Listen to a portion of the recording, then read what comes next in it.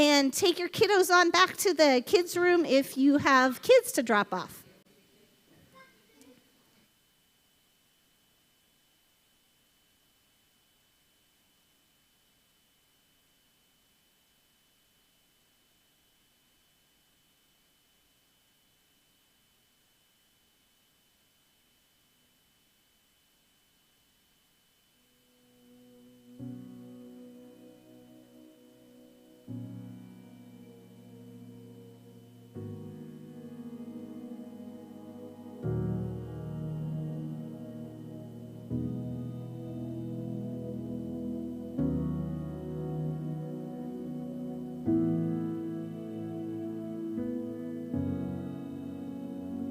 Give thanks with a grateful heart.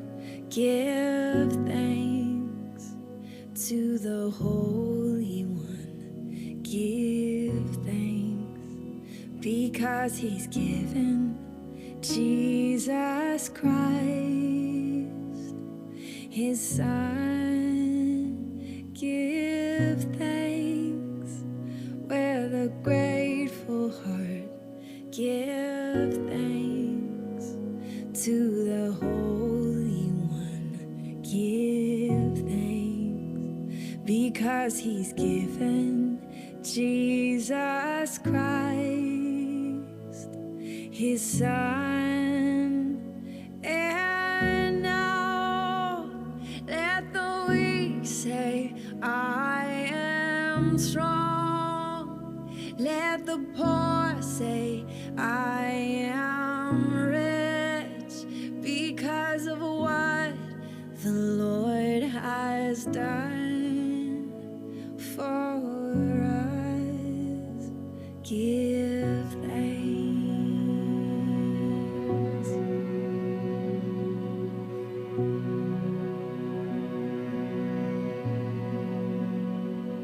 Give thanks with a grateful heart. Give thanks to the Holy One. Give thanks because He's given Jesus Christ, His Son. Give thanks with a grateful heart. Give thanks to the Holy One. Give thanks because He's given Jesus Christ, His Son. And now let the weak say, I am strong.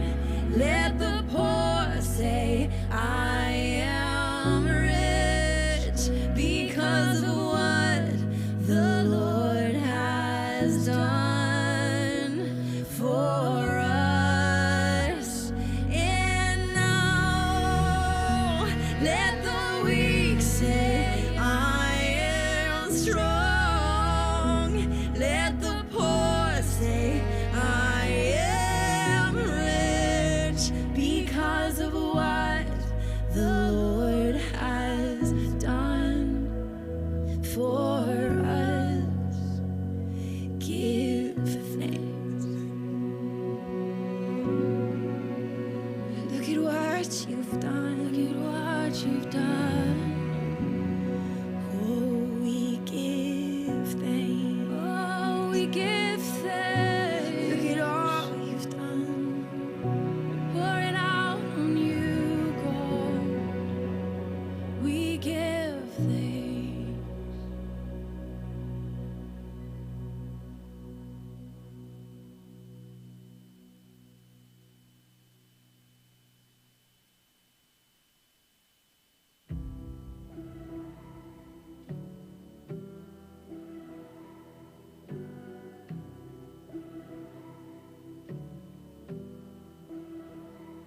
Dare to imagine, dare to believe. I know almost everybody had it. All right, if I can get you guys to come on back in.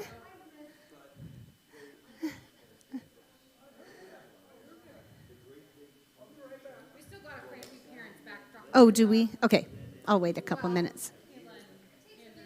Oh, they're both back there. I don't think Kayla didn't know if she was going to be able to get Bo to stay back. That's what she said. I'm sorry, I'm waiting for parents because I just realized they're not back yet.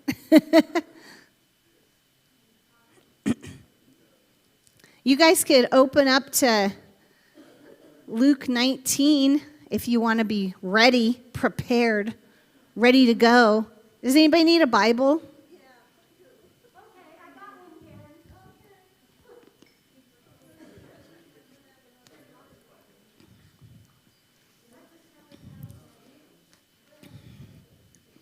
We're going to be looking up some stuff and discussing it together, so we definitely need a Bible if you don't have one.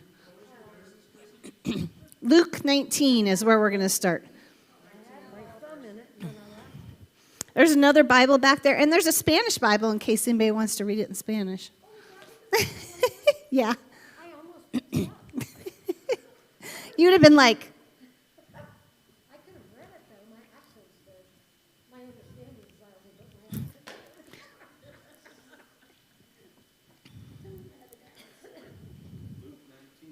Luke 19. We're going to start in verse 11. And I'm going to need a lot of interaction today, okay? Because, yes, we got to have lots of interaction. You got what? A load of clothes? Oh, going in the laundry room? Yeah, if anybody wants to bring their laundry on Sunday and get it done during church, we got a laundry room back there now. I actually did quite a bit of laundry for them to get it cleaned out of there. Okay, we're going to go ahead and start. I'm sure those mamas will be back soon. So we've been talking about faith. We've been talking about sacrifice. And this week we're going to talk a little bit about belief and sacrifice, and how our belief leads to sacrifice. So, I forgot to do this. I'm really sorry. I gotta get some note cards and pens because you all need one, and I forgot to do it during the break. Ah, the pens are in here. They were in here. Sorry, guys. I totally spaced it. But I don't know where the note cards are. Okay, Will's going to keep looking for us because I don't know where the note cards is in our moving of everything. It is a little loud. Oh, yeah, I know where they are, Will. They're in the box with the lid on it. Okay, he turned it down. Okay. He just turned it down. You guys are right by the speaker. Okay. So, anyways, we're going to talk about sacrifice. What we're going to do is we're going to hand out some note cards, a note card to each of you and a pen, because during the service today, I want you guys to be jotting down thoughts. Maybe a question comes to your mind. Maybe a thought about how you would apply whatever we're talking about in your life comes to you. And I'm hoping that you'll have several things on your note card by the end of the service, because towards the end, we're going to have some time for meditation, prayer, contemplation, and those note cards are going to come in handy for you to remember what God has already spoken to you during the morning. So, Luke 19, and we're going to read kind of a big passage. We're going to practice our roadmap. So we're going to read, observe, apply, and then hopefully during the week this week, you will do something about it. So we're going to do that with Luke 19, verse 11. So follow along. I'll read it out loud for us. And I want you to be thinking, or just listening, what's going on in the story. While they were listening to these things, he went on to tell a parable. because he was near Jerusalem, and they supposed that the kingdom of God was going to appear immediately. He said, therefore, a certain nobleman went to a distant country to receive a kingdom for himself and then return. And he called 10 of his slaves, and he gave them 10, Dad, how do you say that? Minas? Minas? It's a form of money, okay? And he said to them, do business with this until I come back. But his citizens hated him, and they sent a delegation after him, saying, we do not want this man to reign over us. And it came about that when he returned, after receiving the kingdom, he ordered that these slaves to whom he had given the money be called to him in order that he might know what business they had done. And the first appeared, saying, Master, your mina has made 10 minas more. And he said to him, well done, good slave. Because you have been faithful in a very little thing, now you will be in authority over 10 cities. And the second came, saying, your mina, master, has made 5 minas. And he said to him also, and you are to be over 5 cities. And another came, saying, Master, behold your mina, which I kept put away in a handkerchief. For I was afraid of you, because you're an exacting man, and you take up what you do not lay down and reap what you did not sow. And he said to him, by your own words I will judge you, you worthless slave. Did you know that I am an exacting man, taking up what I did not lay down and reaping what I did not sow? Then why did you not put the money in the bank? And having come, I would have at least collected it with interest. And he said to the bystanders, take the mina away from him, give it to the one who has 10 minas. And they said to him, Master, he already has 10 minas. I tell you that to everyone who has shall more be given, but from the one who does not have, even what he does have shall be taken away. Okay, that's kind of a long passage. Hopefully you guys were able to stay thinking. Give me some observations. Okay, there's tons going on in this story. So give me some observations that you made from this story. 3 different size gifts.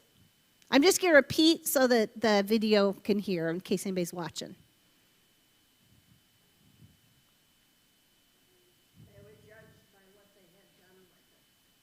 Okay, they were judged by what they had done with the gift they'd been given, okay, to steward, to take care of. Okay, they were just given it and told to keep it until he came back, right? Okay. What else? Come on, you guys.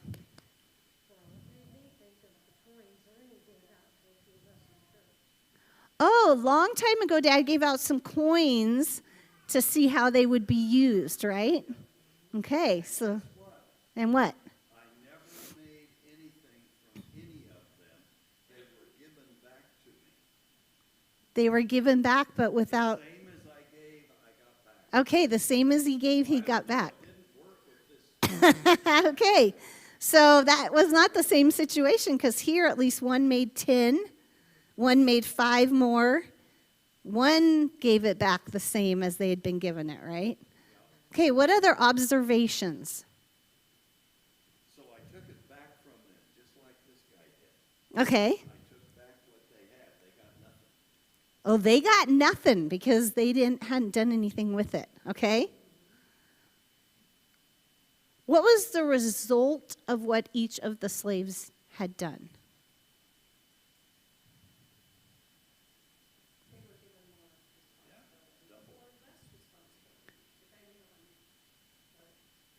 Okay, so they were either given more responsibility and really a blessing, right? Or it was taken away from them. That responsibility and blessing was taken away. Okay, what else?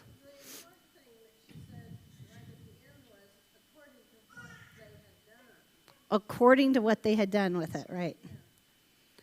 What do you think the last slave believed about his master, and how did that affect his actions?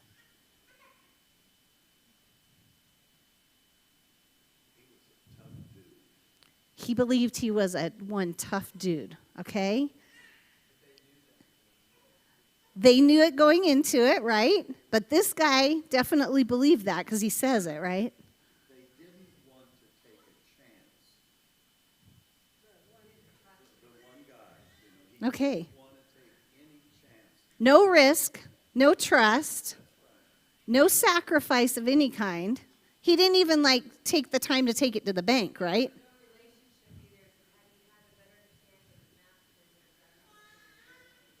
Right, right. So no close relationship there. Okay. And he had to sacrifice nothing, right? Other than taking the money and putting it in a handkerchief. That was about the extent of what he did, right? Okay. If you had to sum this up in one sentence, what would you say is Jesus' point? What do you think, bud?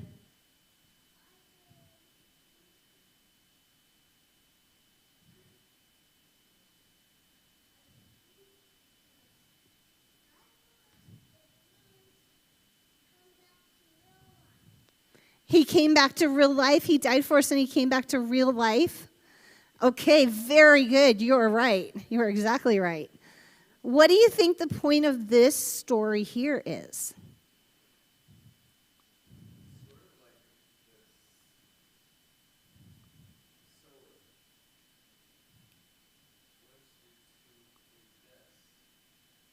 Okay. Invest and multiply. Okay. Anybody else have another idea? You reap what you sow. Okay. It also reminds me of an offering that I used to do in another organization called the lease coin offering, where everybody gave on the same day. It made me think of that. Okay. We're talking about it, because even those that have hardly anything, they at least give back what they have. It's still a gift back, even though it was given to them to begin with. He didn't spend it. Okay, he didn't spend it. So that was right. That's one thing. At least he didn't go out and spend it because then he probably would have died. But he knew this master was an exacting man. Okay. Right. He didn't do anything with it. Wasted what he'd been given. Good. Really good. Okay. Application for this scripture. How can you apply this in your relationship with God? And what I want you to do is I want you to write something down. How can you apply this scripture about the money, about the gifts that they've been given, about using them for God, about being willing to either sacrifice or not sacrifice? What's something that you could apply in your life? Write it down.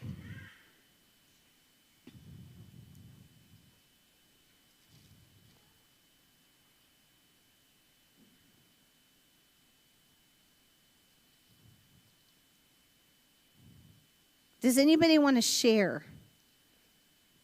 You don't have to, but would anybody like to share something that they thought of? What, buddy?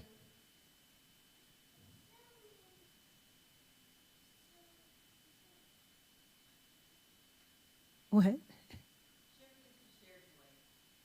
Oh, to share means to share your toys. So if somebody gave you a toy, then what God would want you to do is share it with others, right?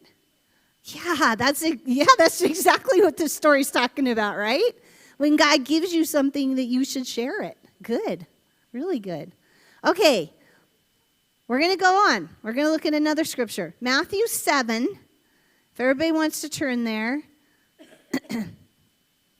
Matthew 7. And I'm just going to read the first little section to kind of set the stage, but that's not what we're going to take our observations from. So verse 13 is where I'm going to start. It says, enter by the narrow gate, for the gate is wide and the way is broad that leads to destruction, and many are those who enter by it. For the gate is small and the way is narrow that leads to life, and few are those who find it. Beware of the false prophets who come to you in sheep's clothing, but inwardly they are ravenous wolves. You will know them by their fruit. Grapes are not gathered from thorn bushes, nor figs from thistles, are they? Even so, every good tree bears good fruit, but the bad tree bears bad fruit. A good tree cannot produce bad fruit, nor can a bad tree produce good fruit. Every tree that does not bear good fruit is cut down and thrown in the fire. So then you will know them by their fruits. And then we're going to start in verse 21, and we're going to read down through the rest of this story. I just wanted to give you a little background. So he's talking about good fruit, good trees, bad trees, that you have to go by the narrow way. And then he says this, verse 21. Not everyone who says to me, Lord, Lord, will enter the kingdom of heaven, but he who does the will of my Father who is in heaven.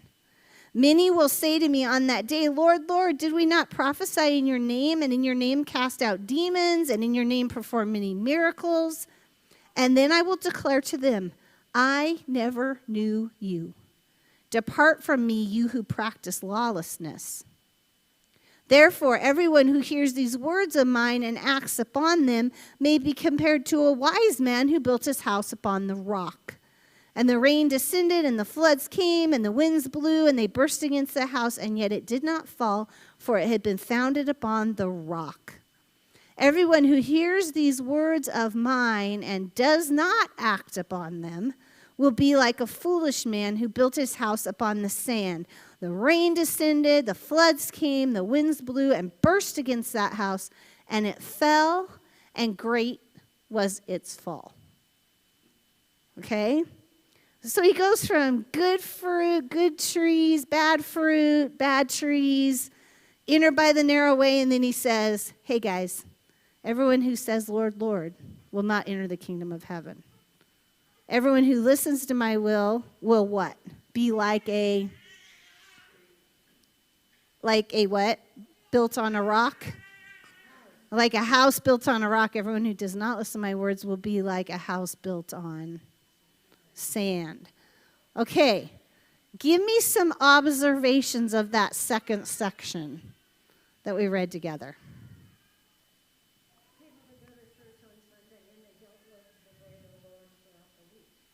Okay, this would be like somebody who just comes to church on Sunday and says, Lord, Lord, and worships with us, sings with us, I should say, because they're not really worshiping, right?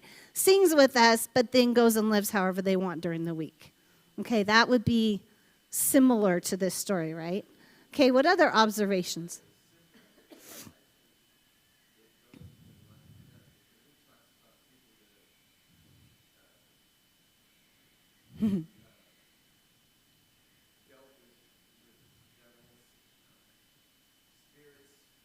Okay.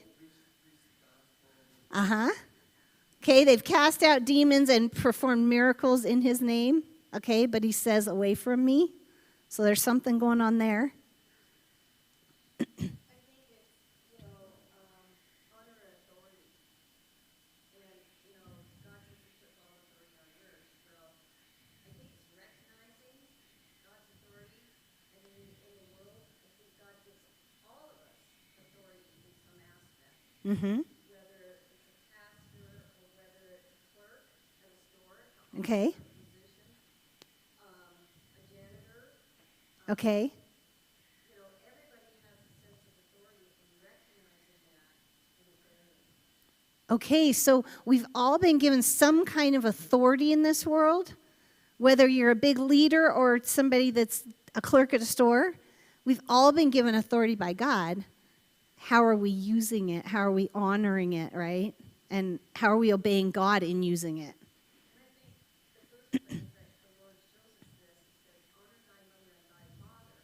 Okay.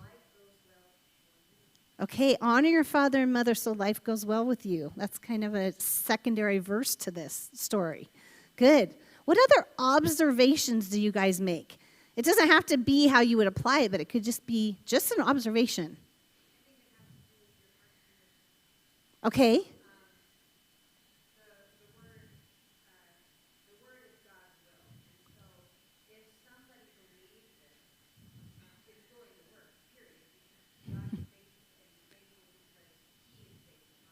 Okay. But if you do something and your heart allows you to accept a lot of praise, accept financial gifts, accept credit, basically, those are things that poison. Okay. Those are things that will, that even though you may have done this and this and this, these amazing, wonderful things. Look at Klamath right now. Yeah. Helping with millions and millions of dollars, you'll still end up with those. Okay, so it's doing it out of obedience, not for your own gain, but for God's gain, for God's glory, right? Yeah. I think of the fact that every one of us is going to have tough times. Life is going to be hard and difficult, and I mean, it's going to crash. We're going to be crashed against. That's how my scripture. Okay, good. We're all going to have really tough issues in life. Some will succeed, some will fail. Some will come through those tough times stronger people. Some will come through those times whining and feeling sorry for themselves. Okay. Well, but Yeah, it's, yeah. it's the difference. What's your life? What's the foundation of your life? What's the foundation is going to make the difference on how you handle the hardship. We can guarantee the tough times will come. Yeah. Every one of us. And Jesus said that. It's not going to be really neat all the time. Right. So you better have the foundation in the right place. What is the foundation Jesus talks about? Because he says, if you hear these words of mine and act upon them. So what is he calling us to do? Yeah. To love. To go on what Randy just said, we're all going to fail. And in the same way that we honor everybody's authority, just like a mother has a child, if we judge her versus, she's learning, she's a new mom. And so we're not to judge, we're to love her. Okay. Through those hard times, and then we get to that middle day. Same way as any other authority. Right. Because there is no perfect authority. Well, God has given us authority. Right. But he is the perfect authority. That's why he says, if you listen to these words and you do them, if you do them, then you are like a man who built on the rock. Have any of you guys ever built something on a rock? Because at our house, everything is rock. Okay, we're digging post holes and we're having to fudge where they're supposed to be because there's a huge boulder under the ground. You get down like a foot, you're thinking, oh, this is good, I can get 2 feet. No, there's a boulder there. So we have to actually move the fence next to the boulder, but because we're building on rock, okay? And that's what he's talking about. But only the people who are doing what he says are the ones who are building on the rock. So what kinds of sacrifices might it take to obey the will of God, to build on the rock? And that's what I want you to write down. What's a sacrifice that you personally in your life might have to make to follow the will of God? Okay, so I'm going to give you some minute to write down on your card or something else from this that spoke to you. But what sacrifice would you have to make if you really believe God is who God says he is?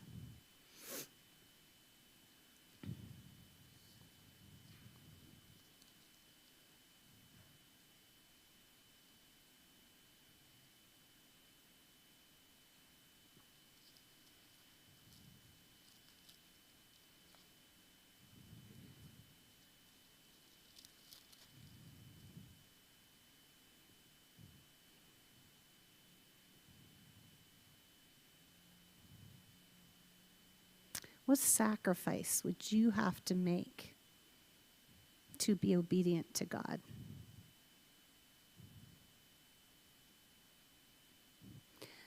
I'm going to read while you guys are writing because this is very similar to what we just read. This is from Luke 6:46. Jesus says, why do you call me Lord, Lord, and yet do not do what I say? Everyone who comes to me and hears my word and acts upon them, I will show you whom he is like. He is like a man building a house who dug down deep, laid a foundation upon the rock. And when the flood rose, the torrent burst against that house and could not shake it because it had been well built. But the one who has heard and has not acted accordingly is like a man who built a house upon the ground without any foundation. And the torrent burst against it, and immediately it collapsed, and the ruin of that house was great. Okay, same general story, but do you notice anything different? Make an observation, maybe that's a little different from the other story. He put the Lord, Lord in a different place, so it makes more sense. Okay, the Lord, Lord is in a different place. Where is it in the other story? Well, it's up where you're judging by their works rather than by what they're saying. And this one puts it right before the rock and the sand. Okay, right before the rock and the sand, he says, you call me Lord, Lord. Why don't you do what I say? Because what is a Lord? You're supposed to obey the Lord, right? You're supposed to obey the one in authority over you. And he's saying, you do that. You call me Lord, Lord, but you are not doing what I tell you to do. Okay? And if you do what I tell you, you're like this house. So what were the steps? Observe what the steps are. What did the person building on the rock or the person who listens to the Lord do?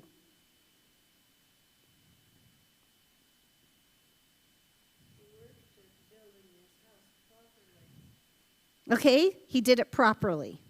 Do you think it took more or less time?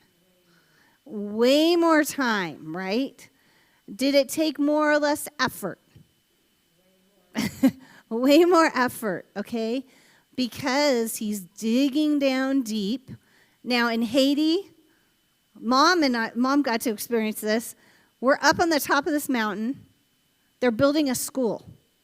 Okay, you build a school here, you're going to have bulldozers and all kinds of big, large equipment, right? They're going to come in. They're going to move all the rocks out of the way. They're going to dig down deep. They got all this equipment. There they do it all by hand. Okay, they're lucky if they've got a shovel or a pickaxe or something. Then they have to haul in all the block on motorcycles. Okay, they bring the block and they put out these pieces of wood on the back of the motorcycle and they bring in however many, 10, 12, 15 blocks on the back of a motorcycle. And then they go back and they get more block and they bring it up the mountain. In the meantime, people are digging through the rock on the mountain to build this foundation. They build it, but they have to build it strong. If they don't build it strong, the hurricane that comes next month or the earthquake that comes next month is going to knock it down. And that's what God says. It's going to take sacrifice. These people are out there in 105-degree weather, in the humidity, digging so that they can have a building that stands strong. And that's what Jesus is saying. If you follow me, that's what you're like. But if you don't, you're like the guy that goes and sticks a shack up on top of the mountain, and when the first hurricane comes, it's gone. Okay, it's destroyed. So, what do you think's the point? What's Jesus saying to you? What's the point?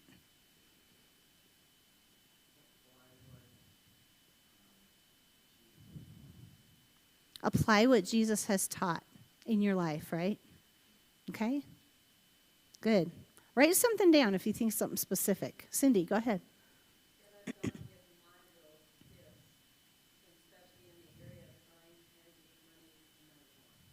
Mm.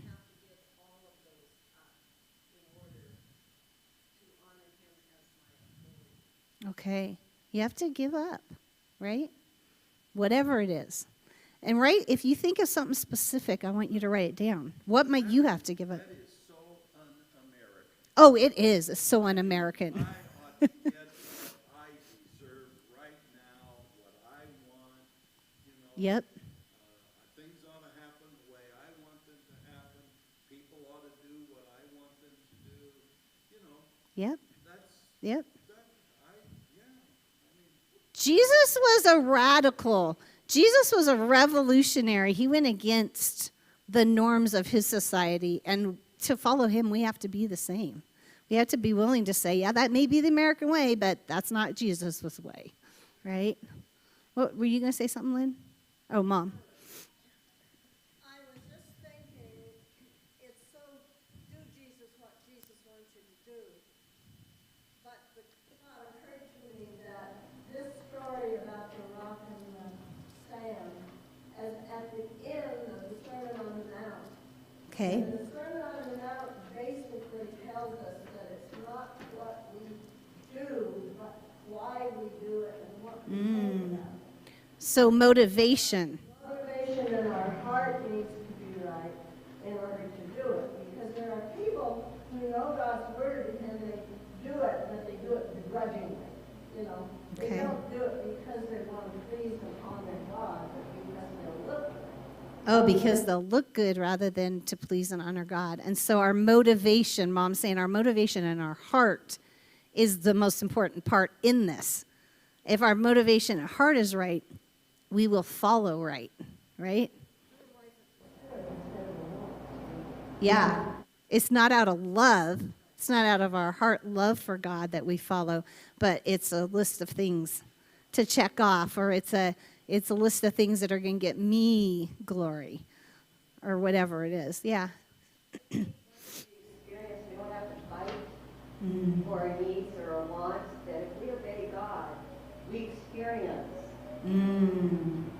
that reaping and sowing because we are doing what he says, and through that, it comes back, and our wants and our needs get met.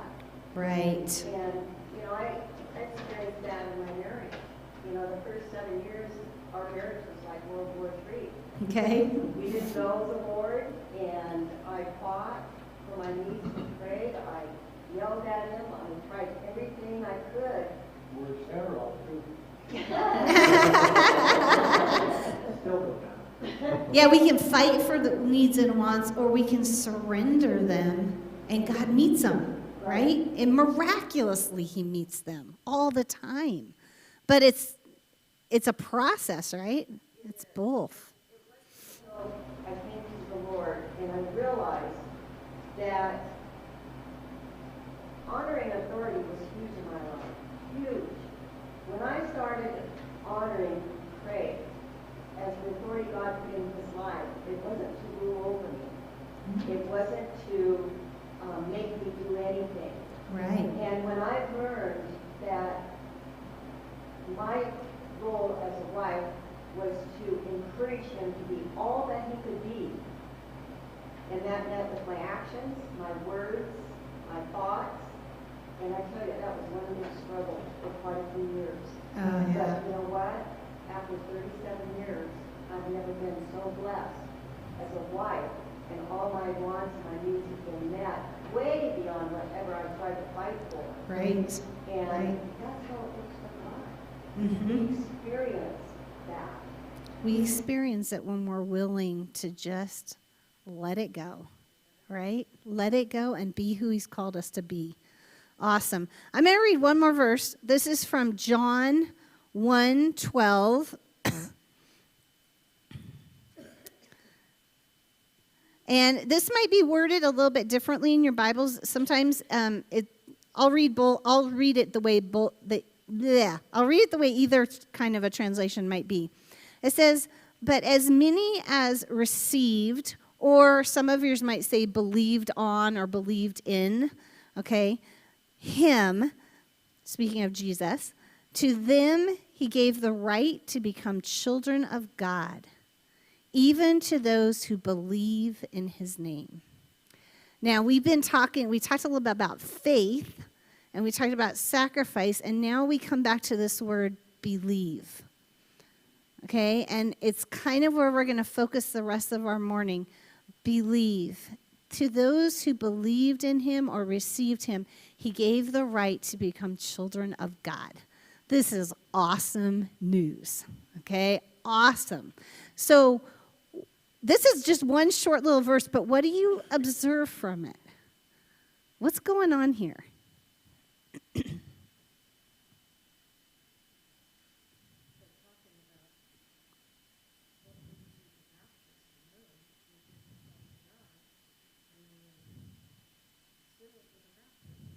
Okay, so you give yourself to God. It's sealed with a baptism. Clayton talked a little bit about baptism as this immersion into.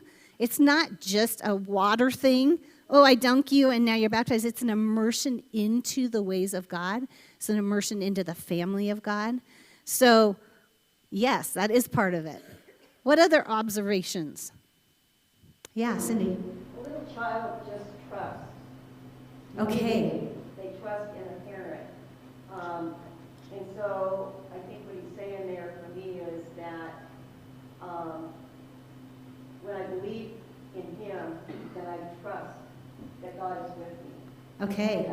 In every aspect of my life. So belief and trust, because you said something about trust at the beginning, that first passage we looked at. So something about belief and trust go hand in hand, right? Without trust, do you really believe, right? And without belief, do you really trust? They're very synonymous. What else do you guys observe? The way the New Living Translation puts it, it says, to all who believe him and accept him. Okay. It isn't just a head knowledge, it's a life change. Okay, not just a head knowledge, but a life change, because there's the word received there. In mine it says received or accepted, and belief. So there's kind of two things. It's not just a head thing, it's a heart thing too. Okay? Who do you get to become? A child, and not just a child, but a child of God.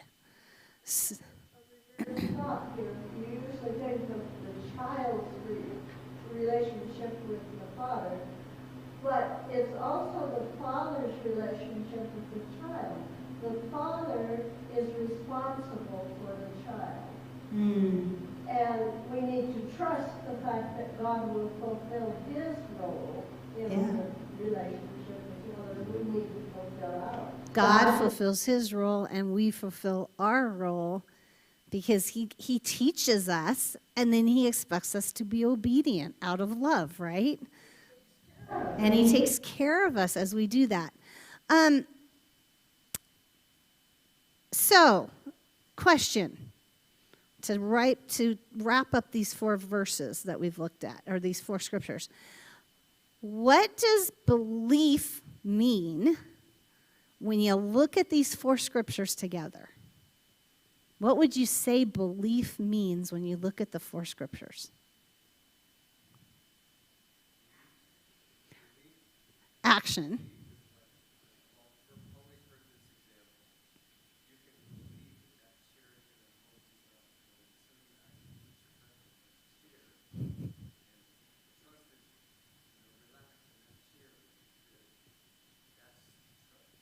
That's trust and belief, because you're right, Dave. I can say, I believe this chair will hold me. I believe in this chair. I believe in it. I really, really believe in it. Do you believe me that I believe in it? No, because if I believed in it, I would be sitting in it, right? That's what Dave's saying. That's that idea of belief. Action. It takes me doing something to show that I believe. Okay? What else? Any other ideas about belief? Other than just action? Oh, interesting.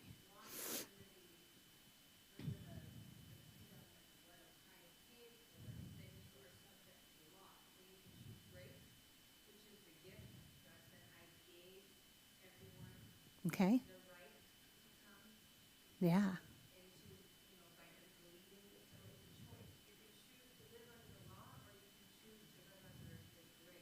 Or under your own law, right? Your own law or grace, yeah. Mary, I have a check made out in your name for $1,000 at my house. Mary's like, yes. You're invited to come Do you have $1,000? Do I have it? No, I don't. But wait a minute, I got a check here written with your name on it, and it's all signed and everything, it's yours. Do you have $1,000? Oh. But I've got it right here, I'm looking at it. It's written, it has your name on it. What? Is she a stupid woman? Because what does she have to do? Just to come to your house and get it.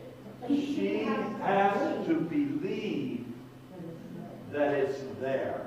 And on the basis of that, she has to go out and get in her car and drive over to my house and knock on my door and say, here I am, Ernie, give me my check.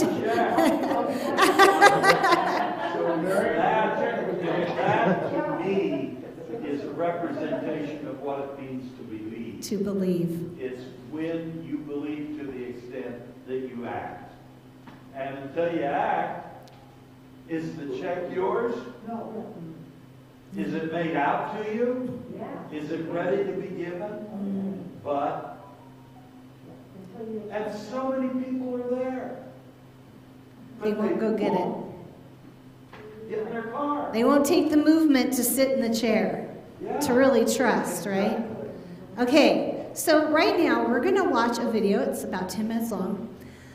I want to make a couple of beforehand comments. There's a couple cuss words. I think you guys are all adults and you can all handle it. And there's it kind of took me off guard, so that's why I'm going to tell you. He's very passionate about this one little point he makes. And it has to do with the Catholic Church. So I know some of you have been raised in that. And I just want to make a little addendum that he's not against people who are Catholic or followers of God who have been raised in the Catholic Church. But I think the point he makes when he speaks of the Catholic Church is a good point. So I want you to just please take it for what it is and don't read anything more into it, okay? This is, oh my gosh, what's his name, Will? Jordan Peterson. Some of you may have heard of him. He does a lot of speaking and a lot of seminars and things and stuff on the web. But we've been having this conversation about belief. And I think that this made me think a lot deeper about belief. And so take it in. And then when we're done, what we're going to do is we're just going to have some time for contemplation. Maybe it's from what he has spoken. I had to watch this like 4 times. So you guys might want to go home and watch it more. I got more out of each time I watched it. But a time for contemplation. We're going to have a time for our communion and our giving. We're going to have some time for prayer. And we're just going to make it kind of open for you guys for how you need to deal with God in your heart, okay? So we'll watch the video, and then I'll give you a little bit of time to think, and we'll have a little time for prayer and communion. And hopefully you guys won't kill Clayton because this is his video he chose. No, no, it's good. It's really good. So the communion is over here, so when we get to that point, you can come and partake and give of your tithes and offerings. The baskets are up here. So I'll just have this ready for you when we get to that point. All right, go ahead, Will. The question came to me, do I believe in God? And I don't like that question. And people have complained at me a lot, and I'm sure they have their reasons because they don't like my answers, and I have 2 answers. They've kind of become stock, which is not a good thing. But they're the best approximate. I can't figure out why I don't like the question exactly. I've got 3. I had 3 sort of burgeoning hypotheses. One was, it's none of your damn business. That's the first one. So it's like a privacy issue. Like it seemed to me to be a question that was too private to be answered properly. And so, you could consider that a cop-out, and maybe it is. And then another one was, well, what do you mean by believe? Like, do you mean the words? Do you mean to say the words, I believe in God? Does that indicate that you believe in God? Like, I don't know what you mean by believe exactly, because, and that's got me in trouble too, because, you know, people think that attempting to clarify the meaning of words is an attempt to escape from the question when it's actually an attempt to specify the question. I mean, is what you believe what you say or what you act out? Now, you know, I would say to some degree it's both, but if push comes to shove, as far as I'm concerned, what you believe is what you act out, not what you say. And then, you know, and if you're an integrated person, then what you act out and what you say are the same thing, and then you're a person whose word can be trusted, right? Because what you say and what you do are isomorphic. They're the same thing. But belief is instantiated in action. So I have also suggested that I act as if I believe in God, or to the best of my ability. And people aren't very happy with that either. And then the third is that I'm afraid that he might exist, which I think is the most comical of the three answers and perhaps the most accurate one. But then I was thinking about this today when I was thinking about what I might talk to you guys about. And I thought, well, let's go into this a little bit more. Let's say you do believe in God. Say, I believe in God. It's like, okay, well, that's hypothetically pretty impressive, I would say. It's like you believe that there's a divine power that oversees everything, that is fundamentally ethical, that's watching everything you do, and you believe that. And so what effect does that have on your behavior if you believe it? Are you all in on your beliefs? Are you sacrificing everything to this transcendent entity that you proclaim belief in? Have you cleansed yourself of all your sin, let's say? Are you making all the sacrifices that you need to make? Like, have you taken the mote out of your eye? Or are you in the same situation, let's say, that the Catholic Church seems to be in right now? Just out of curiosity, it's a good time to bring that up, since the Pope seems to be concerned with what's been happening with the Catholic Church, given the endless pedophilic scandals, let's say, which seem rather serious in my estimation, and might have been something that was cleaned up perhaps 100 or 1,000 years ago.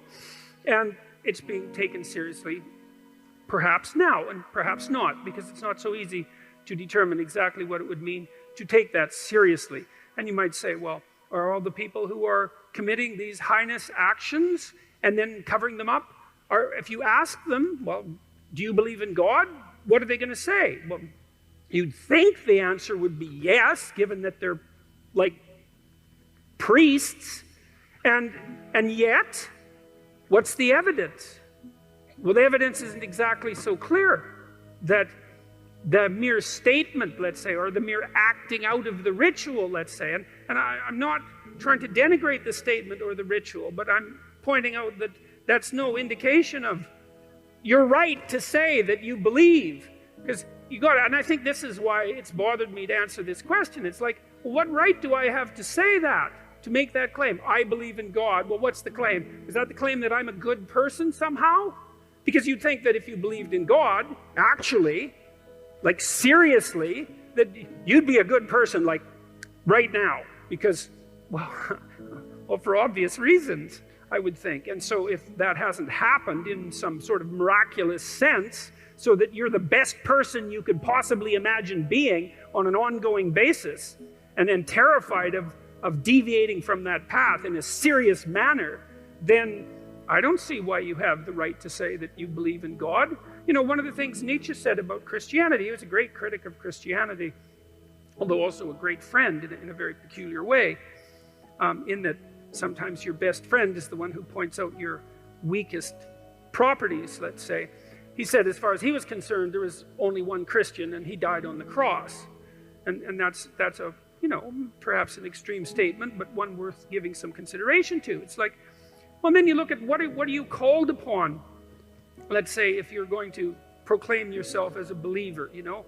And I thought about this a lot as I've gone through the Old Testament. I did a bunch of lectures last year, and so what are you called upon? Well, you're called upon initially to act out the spark of divinity that's within you by confronting potential with the logos that's within you, which means to take the opportunities that are in front of you, the potential future, and to transform it into the present in the best possible way, using truth and courage and careful articulation as your guide. So that's the first thing you're called on to do. That's a major deal there. That's a tough one.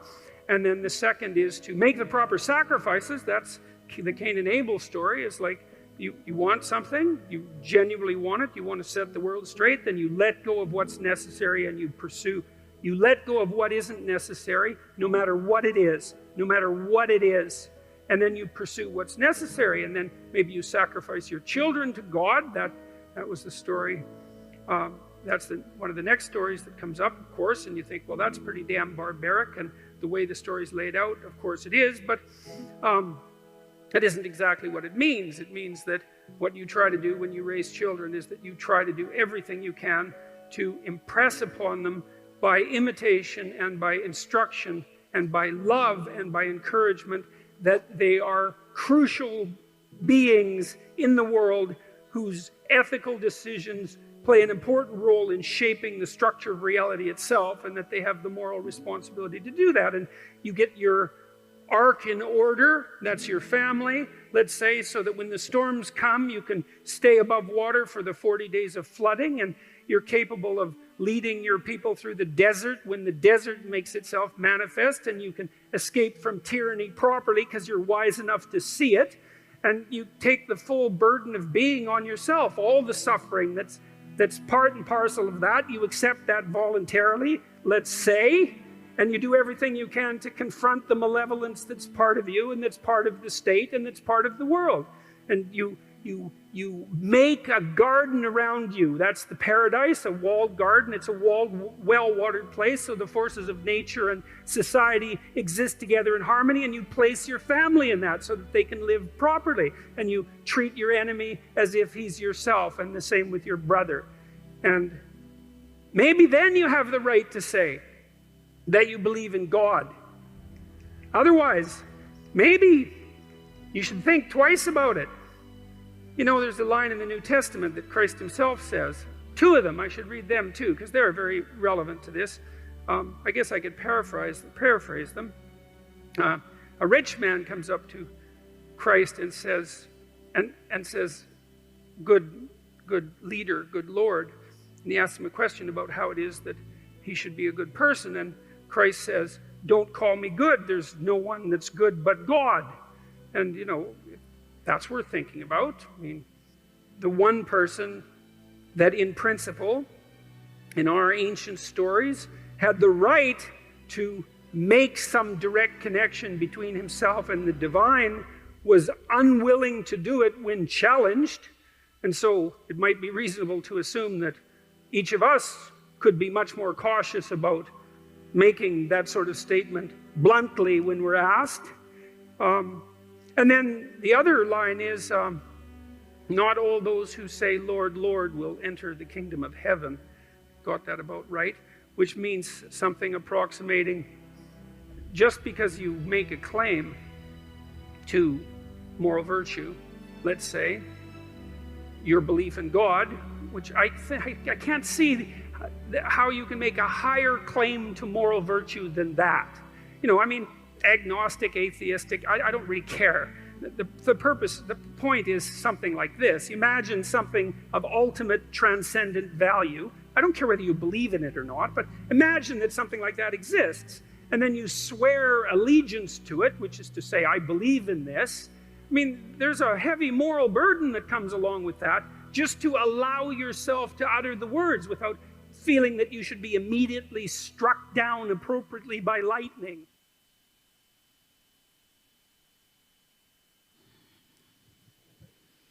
Interesting.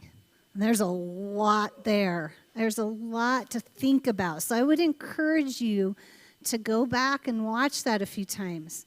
But this thought, do I believe in God? Do I believe in God? And if I do, What is the action? How is that showing in my life? Okay, that's really the question for today. What am I willing to sacrifice in order for my belief to be real? And so I just want to ask you that question. What am I willing to sacrifice that my belief in God would be a real belief? Jot some notes down. We're going to have just some time for you to think, to meditate on that, on those questions, maybe on the things that you've written on your cards. Maybe write an action step. This is what I want to do this week because of what we've been talking and thinking about. We're going to do a song. We're going to have some time for communion. And I'm just going to play some musical time where you can just think. If you want to pray with somebody during this time, Lynn is available. Mom and Dad are available. I'm sure Cindy and Craig would be available. Julie, if you need prayer, or if you need to think more about this with somebody, please go to them and ask them. And we can do that during this time also. If you need to talk to somebody more during the week, we're available. So call, and we can talk more about what we've discussed this morning. So if the worship team wants to come on up here, we're going to sing a song, and I'm just going to give you guys time. Sing if you want to, write if you want to, pray if you want to. Think about this. What am I willing to sacrifice in my belief?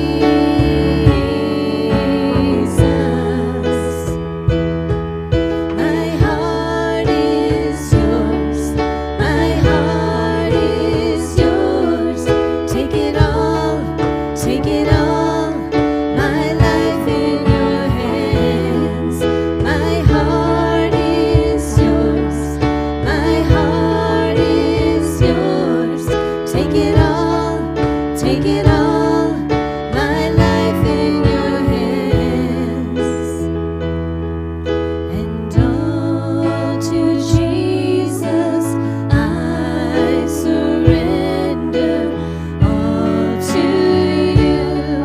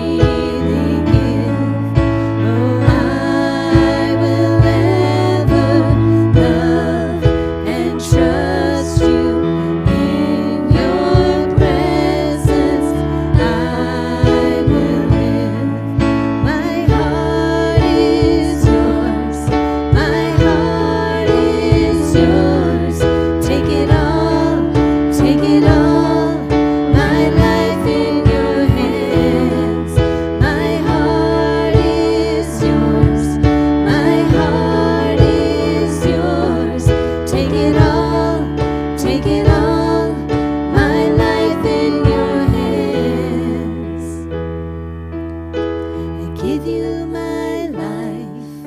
I give you my trust. Jesus.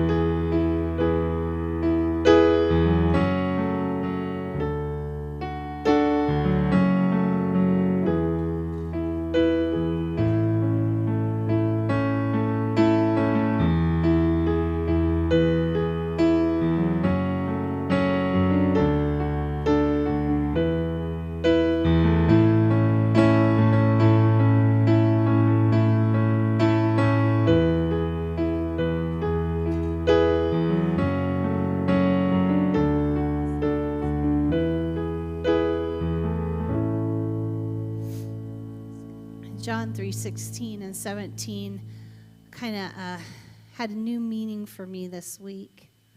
For God so loved the world that whosoever should believe in him should not perish but have everlasting life. For God did not send his Son into this world to condemn it, but that this world through him might be saved.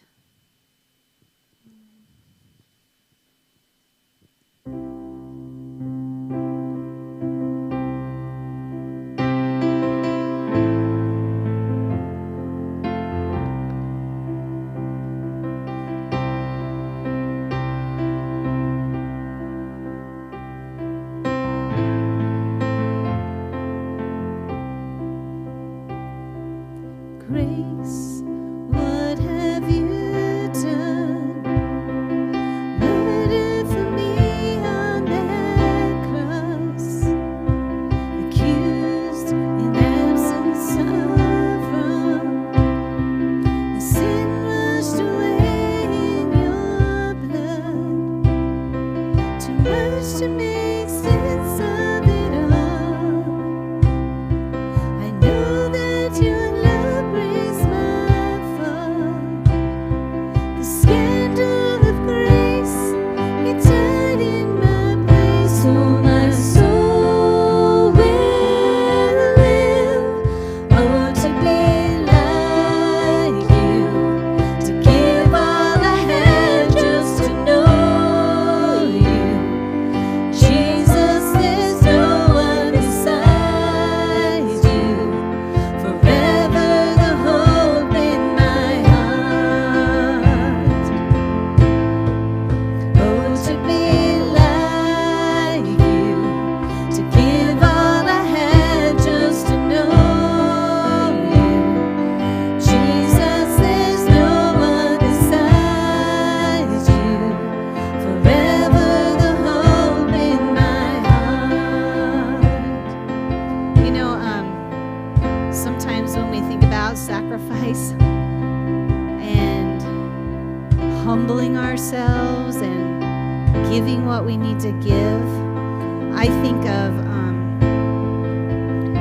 someone coming before the king, and he's down on his knees with his head to the ground, and he knows that his life could be taken or spared at any moment.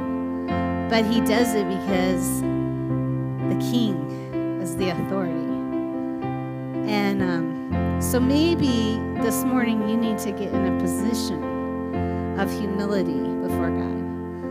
I don't know what that looks like for you, but you might need to get down on your knees. You might be amazed at what it does for your heart. So I want to give you that opportunity too, just to put yourself in a place of humility before God. Death, where is your sting? Your power is as dead as my sin. The cross has taught me to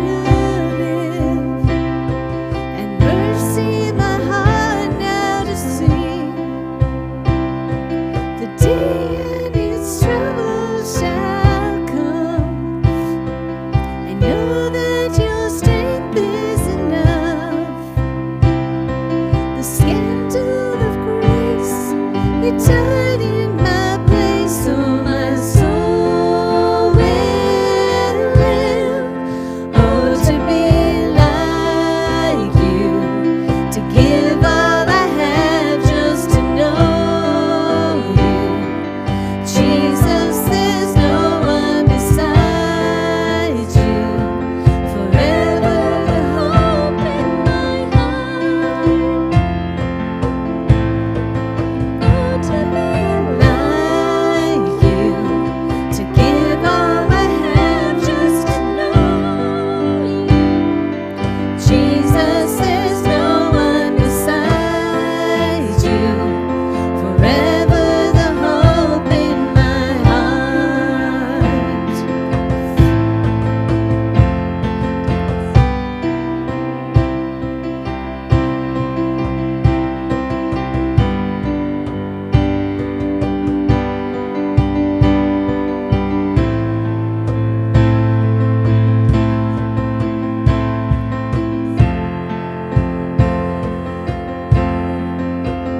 And it's all because of you, Jesus. It's all because of you, Jesus. It's all because of your love, and my soul will live. Oh, to be like you, to give all I have just to know you. Jesus, there's no one beside you. Forever the hope in my heart. Oh, to be like you, to give all I have just to know you. Jesus, there's no one beside you. Forever the hope in my heart.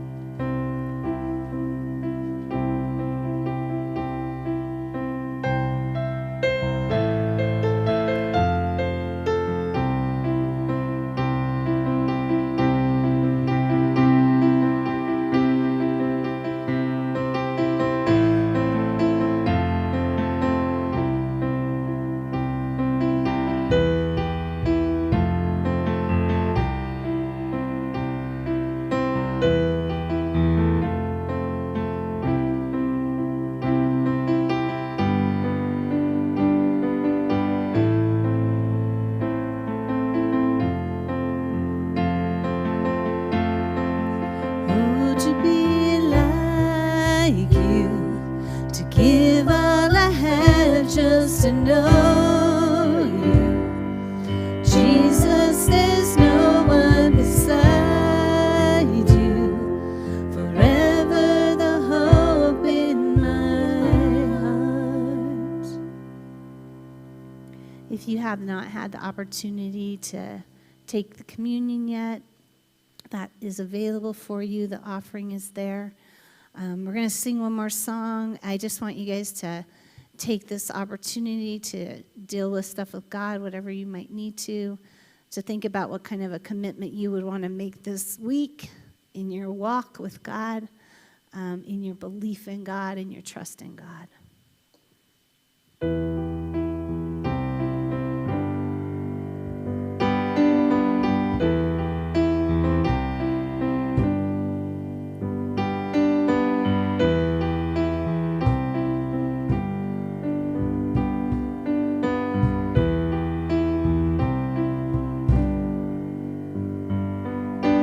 Here's my heart, Lord.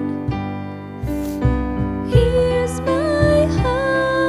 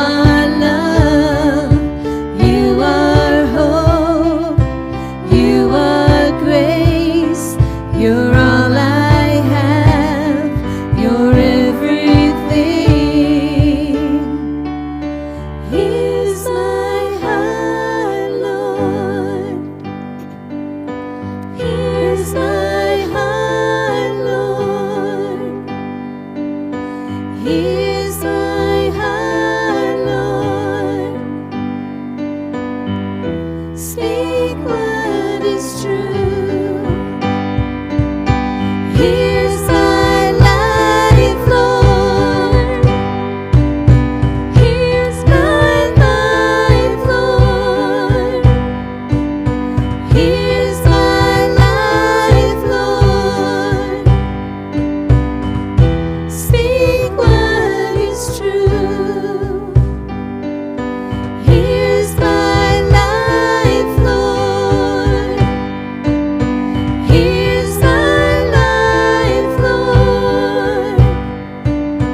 Here's my life, Lord. Speak what is true. Speak what is true. Speak what is true. God, you are the way and the truth and the life. No one comes to the Father but through you, Jesus. Thank you that we can become your children, that we can accept the gift that you have offered, that we can live in accordance with your will and your word, that we can experience abundant, overflowing, amazing life that we can share with this world.